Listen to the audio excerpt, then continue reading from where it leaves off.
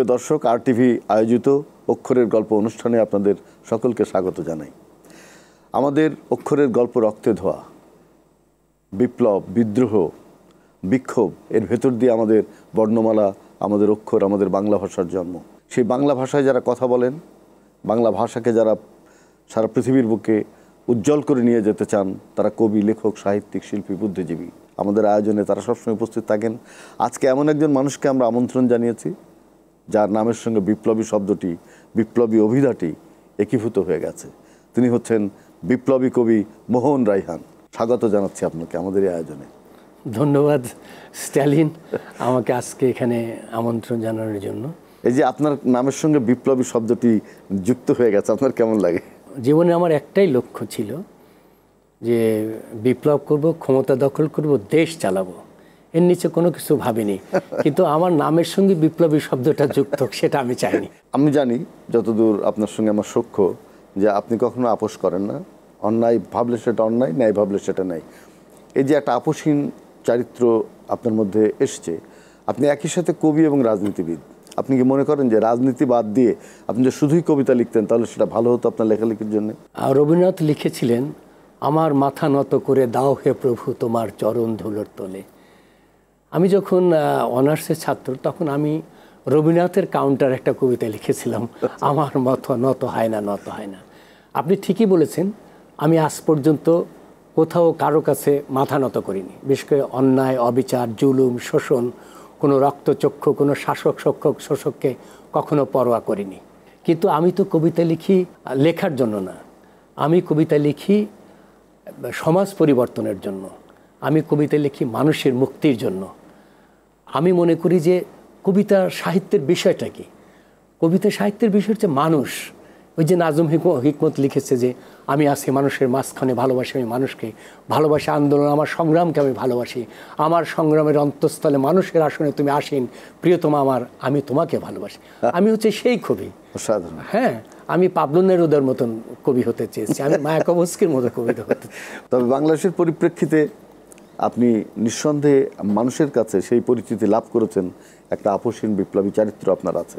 আপনি বাংলাদেশ সমাজতান্ত্রিক দলের সঙ্গে ছিলেন, হয়তো এখনও আছেন। এই রাজনৈতিক দলের সক্ষমতা কতটুকু মানুষের কাছে যাওয়ার, কিংবা তারা কতটা যেতে পেরেছে? আমি জানি যে বাংলাদেশ স্বাধীন হওয়ার পরপরই এই দলটিই প্রথম আওয়ামী শাসনের বিরুদ্ধে, বাকশালের বিরুদ্ধে বিদ্রোহ করেছিল। তারা এখনো পর্যন্ত সেই জায়গায় থাকতে পারেনি কেন? আপনার মূল্যায়ন কি? স্ট্যালিন, আপনি দেশের খ্যাতিমান কবি এবং আমাদের জাতীয় কবিতা পরিষদের বর্তমান সেক্রেটারি। 1966-তে যখন ষষ্ঠ শ্রেণীর ছাত্র, তখন আমি প্রথম মিছিলে যাই। সেই 6 দফার মিছিল থেকে শুরু করে 69-এর গণঅভ্যুত্থানে প্রথম মার খাই। 71-এর মুক্তিযুদ্ধোত্তর বাংলাদেশের সমস্ত সামরিক, বেসামরিক, স্বৈরতন্ত্র, সামরিক শাসন বিরুদ্ধে আমি আন্দোলন সংগ্রাম করেছি। মুক্তিযুদ্ধের রণাঙ্গন থেকে উঠে আসার পরে আমি লক্ষ্য করলাম যে বাংলাদেশের মুক্তিযুদ্ধের সঙ্গে সর্বপ্রথম বিশ্বাসঘাতকতা করল আওয়ামী লীগ, শেখ মুজিব স্বয়ং। শেখ মুজিব সম্বন্ধে অনেক কথা, অনেক কিছু বলা হয়, মিথ আছে। হ্যাঁ, মিথ আছে, কিন্তু শেখ মুজিব আমাদের যে স্বাধিকার আন্দোলন, সেই স্বাধিকার আন্দোলনকে আমাদের 71-এর মুক্তিযুদ্ধ পর্যন্ত উনি এগিয়ে নিয়েছেন। সে ইতিহাসকে তো অস্বীকার করা যাবে না, কিন্তু উনি স্বয়ং মুক্তিযুদ্ধে অংশগ্রহণ করেন নাই। এবং উনি 1972 থেকে 75 পর্যন্ত সারা দেশে যে অত্যাচার, নির্যাতন, গুম, খুন, লুট, ধর্ষণ আওয়ামী লীগের লোকেরা করেছে। স্বাধীনতার পরে সেই সময় মুক্তিযুদ্ধকে যারা সেই 62-তে নিউক্লিয়াস করেছিল, কাজী আরিফ আহমেদ, আব্দুর রাজ্জাক, সিরাজুল আলম খান, হ্যাঁ, আবুল কালাম আজাদ, তো তারাই নিউক্লিয়াস করে শেখ মুজিবকে মুক্তিযুদ্ধের দিকে নিয়ে গিয়েছিল। তো মুক্তিযুদ্ধের পরে তারা দাবি করেছিল যে এই মুক্তিযুদ্ধে স্বাধীনতা বিরোধী আলবদর রাজাকাররা ছাড়া আর সবাই এদেশের মানুষ মুক্তিযুদ্ধে অংশগ্রহণ করেছে। প্রকৃতপক্ষে তাই। হ্যাঁ, এবং ওই সরকারটা কোনো দলীয় সরকার।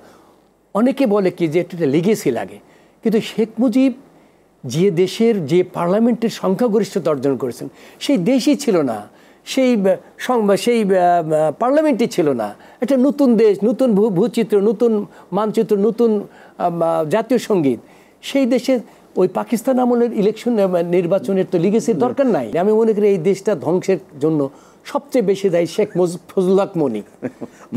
হ্যাঁ, মামু ভাগনার দেশে পরিণত করেছিল। এবং তার কথায় সে তখন সেটা করে নাই।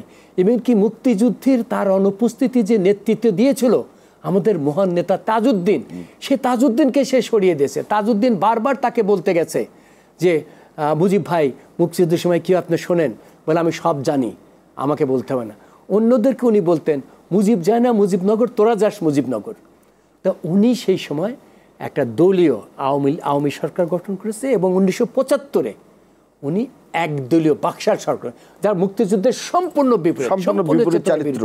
তার মুক্তিযুদ্ধের সঙ্গে যখন সে বিশ্বাসঘাতকতা করলো, তখন সিরাজুল আলম খান, আসম আব্দুর রাব, আপনারা জানেন সেক্টর কমান্ডার মেজর জলিল যে প্রথম ভারতীয় সেনাবাহিনীর লুটপাটের বিরুদ্ধে বিদ্রোহ দাঁড়িয়েছিল, সেই মেজর জলিল, আসম আব্দুর রাব, শাহজাহান সিরাজ, এদের নেতৃত্বে সেই সময় জাতীয় সমাজতান্ত্রিক দল জাসদের জন্ম হয়েছিল। কোথার থেকে? 1972 31শে অক্টোবর যখন জাসদ তৈরি হয়, সিদ্দিক মাস্টারের লাশ সামনে রেখে জাসদ ঘোষণা হয়। সিদ্দিক মাস্টার প্রেস ক্লাবে ওই সমাবেশে আসবে, তাকে রাস্তায় গুলি করে মেরেছিল মুজিববাদী পান্ডা গুন্ডারা। আমি ছিলাম, আমি জীবনে 13 বার জেল খেটেছি। আপনি স্বৈরাচারী এরশাদের সময়? এরশাদের সময় 5 বার জেল খেটেছিলেন। 5 জেল খেটেছি এবং সমস্ত আন্দোলনে ছিলাম। এবং আপনি জানেন এরশাদ বিরোধী আন্দোলনে জাসদের বড় ভূমিকা ছিল। কিন্তু এই জাসদ যখন হাসানুল্লাহ কিনুর এবং শিরিন আক্তারের নেতৃত্বে যখন এই পতিত স্বৈরাচার হাসিনার পদলেহন করলো, দালালি করলো, এবং এই যে জুলাই আগস্ট গণ অভ্যুত্থানে হাজার হাজার ছেলেমেয়েরা রক্ত দিল, সেই আন্দোলনে ইনু, মেনন, বাংলাদেশের বাম রাজনীতির 2 কলঙ্ক, ইনু আর মেনন, এবং দিলীপ বড়ুয়া আর একজন বিশ্বাসঘাতকতা করেছে। আমি 2006-এ যখন নির্বাচন হয়, 2008-এর নির্বাচন আগে 2000 যখন আওয়ামী লীগের সঙ্গে আনকন্ডিশনাল ইলেকশনে যাবে হাসনুল্লাহ কিনু, তখন আমরা সে সময় মুনির হাসিব শুনেছেন ছাত্রলীগ প্রেসিডেন্ট, আমরা তখন ইনুর সঙ্গে বিরোধিতা করে যে না আমরা আওয়ামী লীগের আন্ডারে নির্বাচনে যাব না, আমরা নির্বাচন বাম দলের সাথে 5 দলের সাথে আমি চলে এসেছিলাম। আমি 2006-এর পরে আর দলীয় রাজনীতি করিনি। এইবার যে ছাত্র জনতার যে গণ অভ্যুত্থান হলো, তো আমরা কি একটা জাতীয় বিপ্লবী সরকার পেতে পারতাম না? কিন্তু সেই জায়গায় না গিয়ে আমরা কিন্তু একটা ধারাবাহিক রূপের মধ্যে আছি।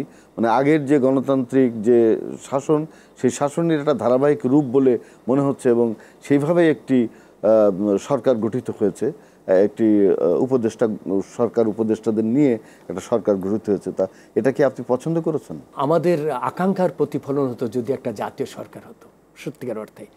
তো ছাত্র জনতার এই অভ্যুত্থানে আমরা ছিলাম, আমি নিজে ছিলাম, রাজপথে ছিলাম। তো আমাদের আকাঙ্ক্ষাটা কি? আমাদের আকাঙ্ক্ষাটা যে ছাত্রজনতার অভ্যুত্থানের যে স্লোগান ছিল বৈষম্যমুক্ত বাংলাদেশ, সেই বৈষম্যমুক্ত বাংলাদেশ করতে হলে জাতীয় ঐক্যের দরকার, এবং একটা জাতীয় সরকার করলে আমার মনে হয় যে সবচেয়ে ভালো হতো। 2006 পর্যন্ত কবিতা পরিষদকে আমরা এদেশের জনগণের স্বপ্ন আকাঙ্ক্ষার প্রতীকে পরিণত করেছিলাম। কিন্তু আওয়ামী লীগ যখন ক্ষমতা আসে 2008-এ, তখন কবিতা পরিষদের ভেতরে একটা গণতান্ত্রিক প্রক্রিয়া ছিল, কাব্য বাকশাল তৈরি হলো। হ্যাঁ, একটা গণতান্ত্রিক প্রক্রিয়া ছিল আমাদের নেতৃত্ব নির্বাচনের মধ্য দিয়ে। তারা এসে বললো যে না আমরা নির্বাচন করব না, আমরা এবার ক্ষমতায় আসছি, আমরা আমাদের মতো কমিটি করব। তখন আমি এটার প্রতিবাদ করলাম। প্রতিবাদ করলে সেই সময়ের যে এই কবিতা পরিষদের যে ছিল সামাদ নামে একজন, তাকে আমি চিনতামই না, সে আমারই করুণা এবং অনুগ্রহে কবিতা পরিষদে ঠাঁই পেয়েছিল।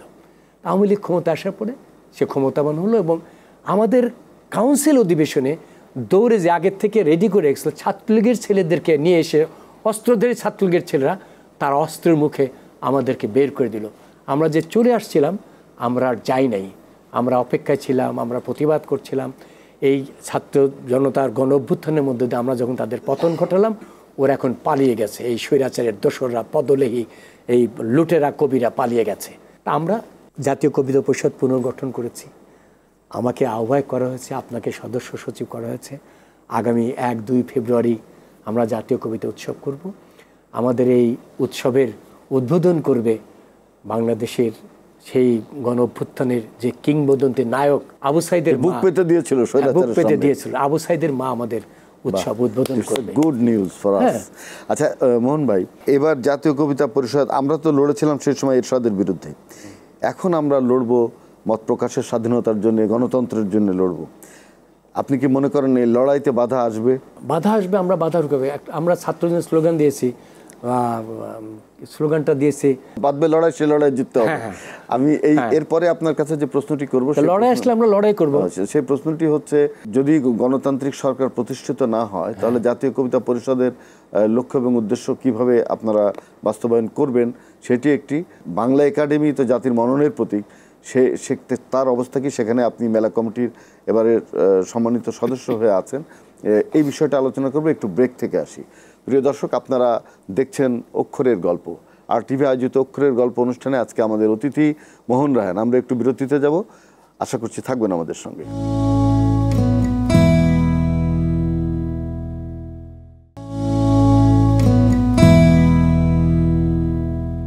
প্রিয় দর্শক, আপনারা দেখছেন আর টিভি আয়োজিত অক্ষরের গল্প। আমাদের সঙ্গে আছেন বিপ্লবী কবি মোহন রায়হান। আবারও যাচ্ছি তার কাছে। মোহন ভাই, ধরুন যে জাতীয় কবিতা পরিষদের বাধা আসবে, সেই বাধা আপনি কিভাবে মোকাবেলা করবেন? ওই যে বললাম যে বাধা দিলে বাঁধবে লড়াই, এই লড়াই জিততে হবে। তা আমরা সবসময়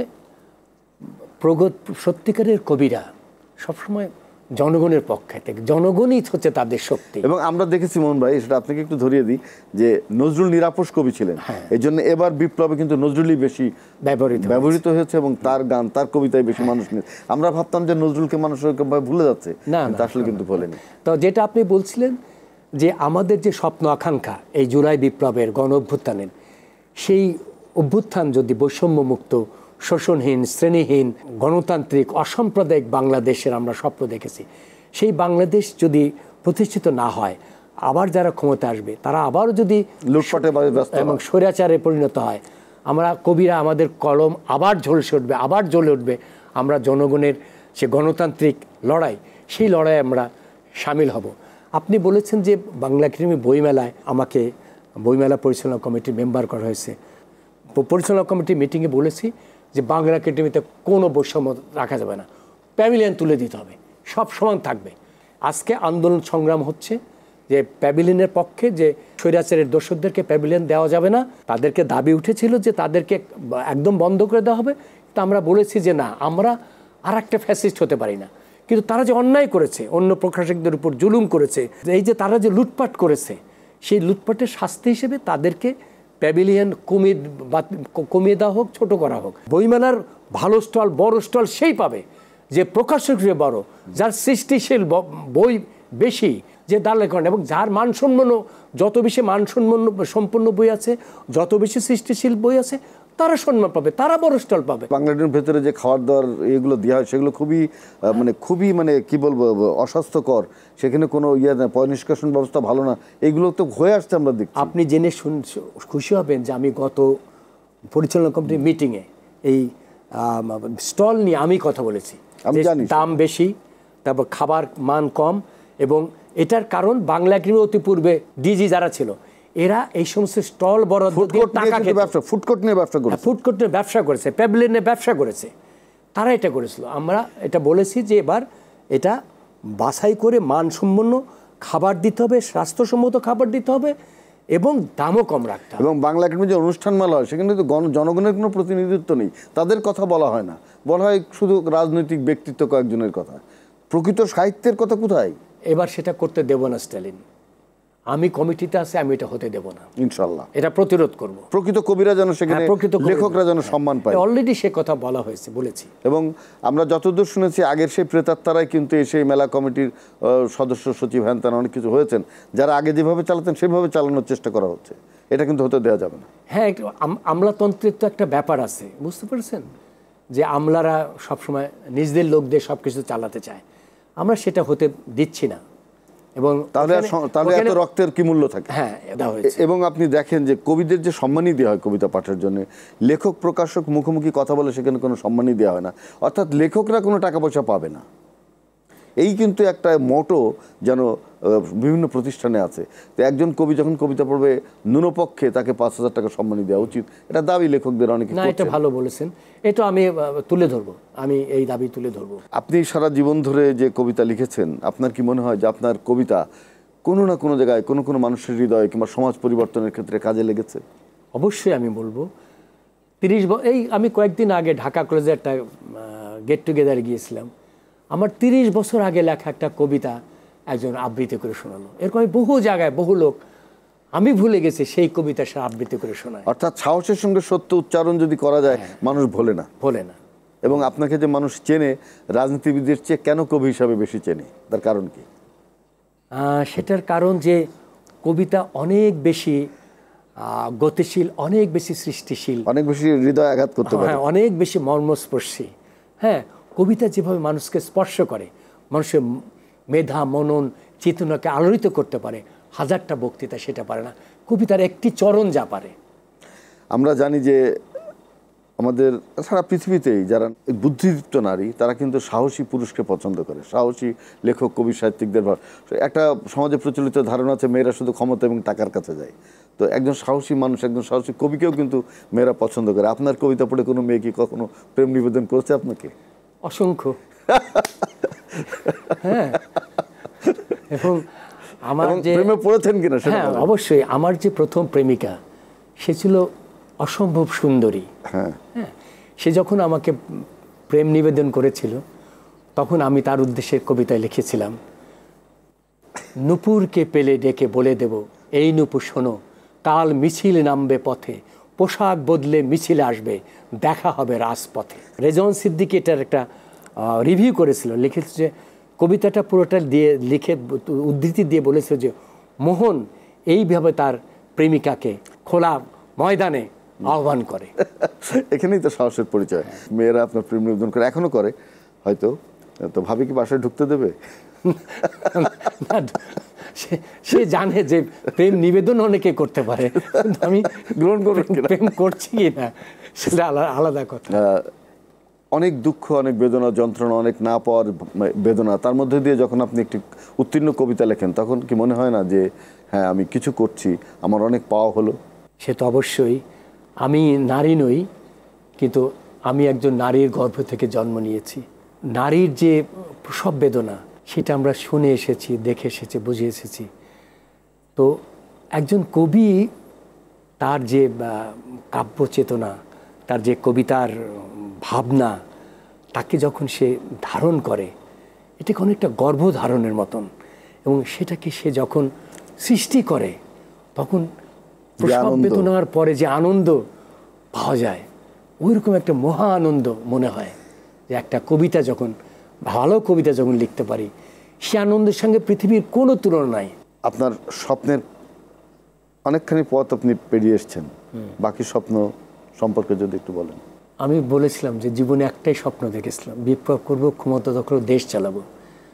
এই দেশ চালানোর অর্থ আমি গ্রামের একটা গ্রাম কমিটির একজন হয়ে চালাবো, কিন্তু আমি চাই এ দেশের মানুষের রাজনৈতিক, অর্থনৈতিক, সাংস্কৃতিক মুক্তি আসুক।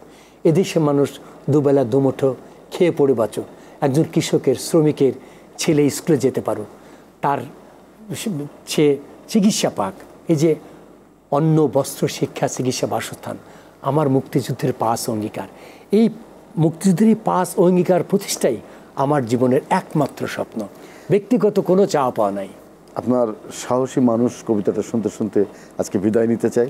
আপনার ওই কবিতাটি শুনতে শুনতে শেষ করব। তোমাদের লোভাতুর জীব টেনে শিরোনাম, অনেক উচ্চারণে যারা নিজেদের ভেবে থাকো কবি, ভূমিতে শিকড়হীন যে বৃক্ষ বাড়েনি তার মূলের মাটিতে, সেই শিল্প তরু আজ আমাদের প্রয়োজন নেই। আমাদের জীবনের জন্য আজ শিল্প চাই, ফিরে চাই মাটির আঘ্রাণ। তপ্ত অঙ্গীকার বুকে নিয়ে আমি সেই শোভন আগুন আজ ছড়াবো। তোমাদের মাথা থেকে দৃঢ় হাতে খুলে নেব কবির শিরোপাজ। তোমাদের মুখে আমি থুতু দিই, থুতু দিই, থুতু দিই। এতটুকু সম্মান আজ দিতে রাজি নই। মুখ চোরা ভিরুটে শিক্ষক, বিজম্মা দালাল বুদ্ধিজীবী, তোমার মাথার খুলি আমি আঘাতে উড়িয়ে দেব। এই আমার 20 যুবক বুকের অগ্নিময় উত্তুঙ্গ বিক্ষোভ থেকে, নতুন অস্ত্রের মতো ঝলমলে এই যৌবনের বনি তেজ থেকে, এই সব লেখক, শিক্ষক, কবি, ঘুণে ধরা রাজনীতিকের প্রতি আমি হ্যান্ড গ্রেনেডের মতন আমার প্রচণ্ড রুদ্র রোষ ছুড়ে দিই। বুর্জ অর্থনীতিকের ডাটা আমি দুপায়ে মারাই। কারা বলে ব্যর্থ মাটি, এই জল, মানুষ, লাঙল, এই শস্যের বৈভবে খাদ্য ঘাটতির কথা আমি মানি না, মানি না, মানি না। সাম্রাজ্যবাদ আর তার বুকে লাথি মারি। আজ আমাদের শুধু সাহসী মানুষ চাই, শুধু সাহসী মানুষ চাই। একজন ক্রুশবিদ্ধ কোমল যিশুর মতন পবিত্র দৃঢ় মহান শিক্ষক, জ্ঞানে আগুনের ফুলকির মতো লেলিহান বুদ্ধিজীবী, ফুলের সুষমার বারুদের বিস্ফোরণ বুকে নেওয়া কবি চাই আজ আমাদের পাঁজরের হাড়ে হাড়ে জেগে থাকে ব্যর্থতার গ্লানি, আমাদের অপমান ব্যথার ব্যথিত বিক্ষোভ আজ গোপন ট্রিগারে তার খুঁজে নেবে রক্তাক্ত প্রতিশোধ। ভালোবাসি ফুল পাখি, নদী জল নারী প্রেম কাকলি চাই, অথচ জীবনে আজও ফিরে তো এলো না সেই সবুজ সুস্থতা, সেই হাত স্নেহ মাখা মায়ের দরদি চোখ, আজ তারা হারালো কোথায়? আমি জানি আমার স্বপ্নের জন্য পাথরে পাথরে চূড়ান্ত সংঘর্ষ হবে, সংঘর্ষের ভাষা তাই হবে পাথরে কঠিন নিটল নির্মোহ। বড় বেশি বাজে, বড় বেশি লাগে এই বুকে, অতন্দ্র প্রহর কাটে কিছু কিছু মানুষের, তবু প্রাসাদের স্বপ্ন ভাসে চোখে। অনেক স্বপ্নের রথে চড়ে তারা পেতে চায় রঙিন জীবন। এ জাতির অধ্যাপক, কৃষিবিদ, শল্যবিদ, প্রকৌশলী, চিকিৎসক, বিজ্ঞানী, সুহাসিনী বিমানবালার অধরের হাসি দেখতে দেখতে ভিন দেশে পৌঁছে যায়, ইউরোপ, আমেরিকা, আজকাল বড় বেশি মধ্যপ্রাচ্যে। আমাদের এককালীন বামপন্থীরা বর্ষার শুরুতে দেখো ইলিশ ঝাঁকের মতন কেমন উজান ঠেলে উঠে যায় লঙ্কা দ্বীপে। গণতন্ত্র পরিহিত শয়তান সাম্রাজ্যের অস্ত্র নেচে ওঠে বারবার। আমাদের অশিক্ষিত নেতারা সংস্কৃতি বোঝে না, বরং নির্বাচন ভালো বোঝে।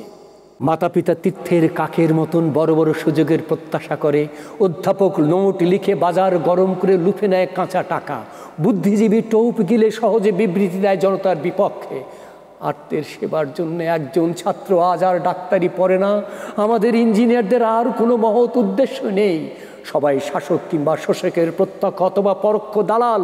গ্রামে গ্রামে স্বনির্ভরতার বক্তৃতা করে শহরে সেই সামরিক বাহিনীর সাদা ঠোঁটে চুমু খায়, চাটে পুজ স্বজনের হার। আজ এখানে একজন বুদ্ধিজীবী থাক, আজ এখানে একজন লেখক থাক, আজ নবজন্ম হোক এদেশের লেখক কবির। আর তারা গাঢ় অন্ধকারে ঝলসে ওঠা আগ্নেয়াস্ত্রের মতন স্পর্ধিত হোক, স্পর্ধিত হোক, তারা স্পর্ধিত হোক। আগেই বলেছি যে এটি আমাদের রাজনৈতিক এবং সামাজিক অঙ্গীকারের একটা ঐতিহাসিক জায়গা দখল করে আছে কবিতাটি। এই জন্য এই যে কবিতাটি বিখ্যাত এত, এবং আপনিও সেই সাথে আমাদের কাছে খুব সমাদৃত একজন আপসীন মানুষ হিসেবে। আজীবনে আপসীনতা থাক, যখনই অগণতন্ত্র, যখনই অন্ধকার আসবে আপনি যেন বারবার সাহস নিয়ে জ্বলে উঠতে পারেন, এই প্রত্যাশা করি। আপনি অনেক ভালো থাকবেন। ধন্যবাদ স্ট্যালিন, আপনিও ভালো থাকুন। আর আরটিভির দর্শক শ্রোতা এবং আরটিভির কর্তৃপক্ষ সবাইকে আমার ব্যক্তিগত পক্ষ থেকে আন্তরিক ধন্যবাদ, কৃতজ্ঞতা এবং ভালোবাসা জানাই। অনেক ধন্যবাদ প্রিয় দর্শক।